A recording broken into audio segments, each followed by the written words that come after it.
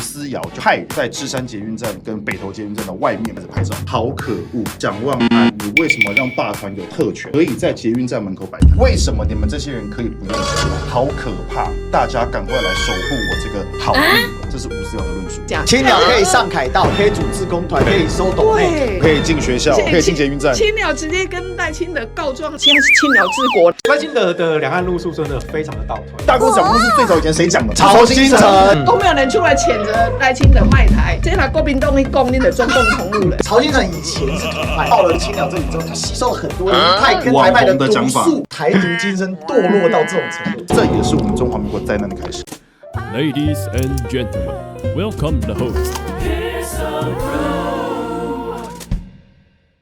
赖清德这一次真的绕苦，洪建义把所有的动向都讲出来，亲自督战联署。说真的，有那么不要脸的总统吗？洪建义怎么讲？赖清德总统常常跟这些罢免领衔人开会，赖清德是坐伫咧听话。赖清德的个性，他是一个亲力亲为的人。那个他的发言人说，他在中常委里头就下命令30几席，每一个区都一定要成功。你看他会自己亲自去下这个命令。当洪建义说他常常会跟这些罢团的一起去开会，坐在那里听，我也觉得不奇怪啦。就说你一个总统，你干不逮记者啊？说真的，总统的需要做的就是两岸国防。现在的贸易高关税，你没办法，两岸你直接没办法。像他的周联谈话，他一个字都没有讲到两岸，因为显然不是他可以决定，也显然美国也给他很大的压力。从头念稿到尾，对，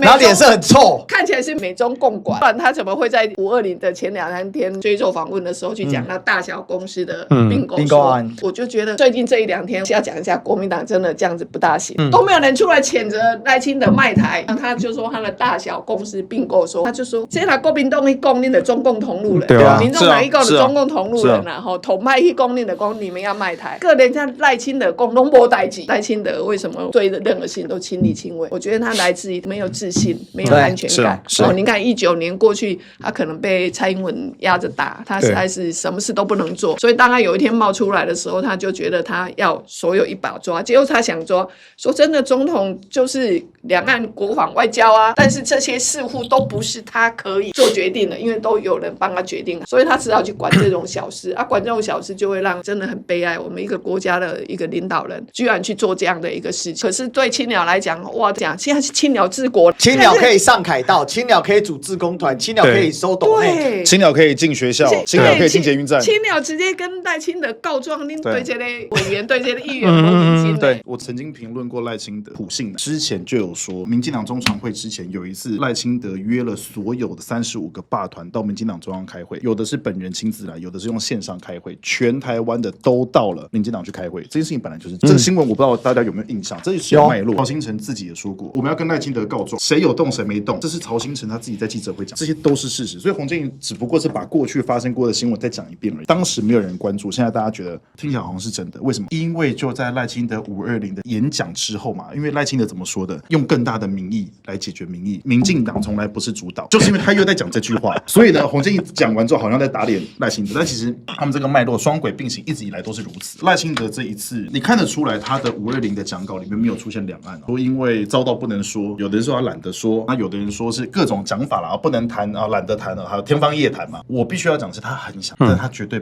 被下令不能讲。从哪一件事情看得出来很想讲？接受其他媒体专访的时候，大谈特谈。敏迪选读那个，还有包括日经啊，还有阿拉西，他很想讲，也包含了大公司、小公司。曹新成绝对是赖清德两岸论述的国师，因为呢都是他在教他的，比如说祖国论。这一定是曹新成教他的，当时我们还只是抱怀疑的态度，推敲他有这个可能性。但是从大公司、小公司来看的话，就100%赖清德的两岸论述是师承曹新成。大公司、小公司最早以前谁讲的？曹新成，是曹新成嘛？曹新成以前是统派，他后来到了这个青鸟这里之后，他吸收了很多独派跟台派的毒素。赖清德想要的那一些东西，刚好都透过曹新成的嘴巴说出来，他们两个一拍即合。从这边可以看得出来，赖清德对于两岸的程度，如果今天天是我们在座所有人，没有人会用曹新成的论述，因为他就觉得他就是一个偶娃生嘛，就是一个江湖郎中，就是骗人嘛，对不对？而且讲话自己打自己的脸，前后矛盾。10年前的曹新成跟今年的曹新成完全不是一个人嘛，不是一个曹新成嘛，大家都知道这样的人不能用。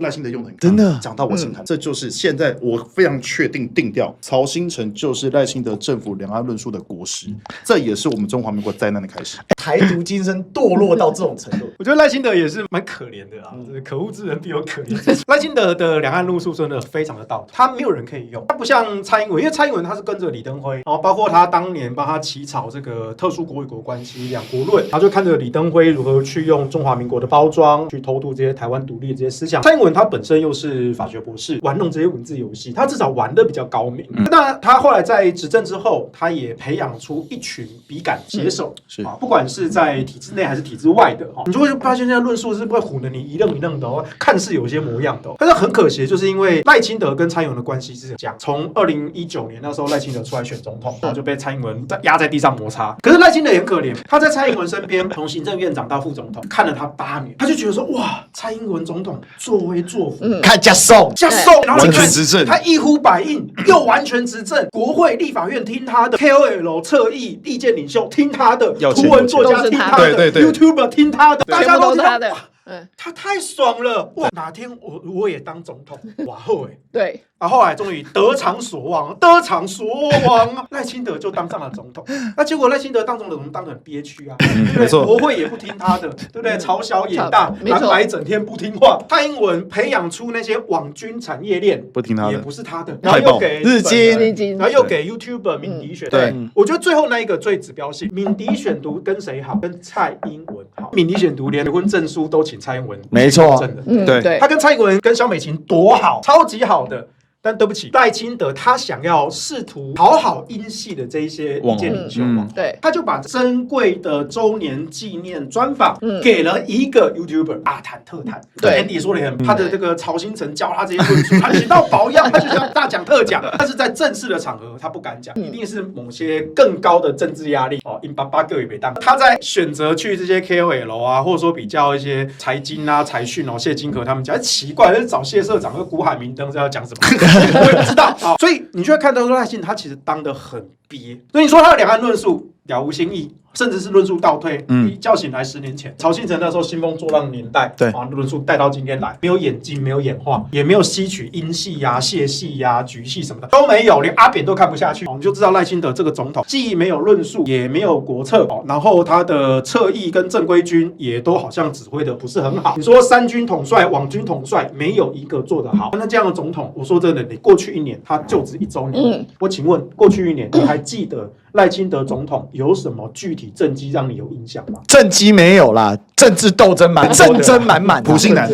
马英九8年就搞出一个马王政争，就落赛到不行。对啊，结果呢，赖清德不到1年，你是斗完再斗，从党内斗到党外。从白的斗到蓝的，回头再斗，然后自己人被抓，有啦，司法追杀到很厉害了，非常厉害啊！民进党现在斗争已经斗到连地方的补助款都要砍，这个预算已经是编好，好，这已经编好，因为今年就要执行的东西。好，比如以台北市来讲，它地方补助社福、补助教育、育儿津贴或者是一些社福的一些津贴，它都已经是编好的，编多少，那中央的地方补助款，它就相对给你编多少给你，这都已经编好的。你编好的，你明年你再来讨论嘛。结果你不是，现在他们的说法就是一直说是蓝白叫他们自己要删掉636亿哦啊，这是636亿，看行政院要从哪里拿掉。行政院也想了，已经过了1个多月了，这个财政收支发分化1个多月了。他突然间想说，好，那我就把你删掉，就是你的地方补助款。我从来没有深刻的去感受到什么叫做蓝绿恶斗，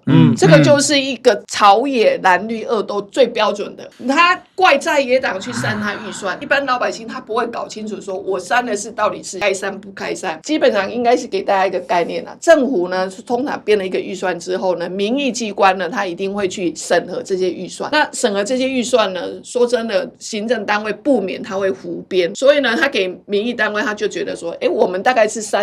就是1%到3%之内，我们都认为是合理的范围。就是3兆2，你3的项目是什么？大半都是各个机关长官的业务费或者是宣传费。我们为什么要拿那么多钱去给3立当宣传品？我们为什么要编那么多钱去做一些广告宣传？民进党的宣传就说，被他删这么多，删了这么多，就是我没办法工作，我没办法做事，我没有卫生纸啦。现在甚至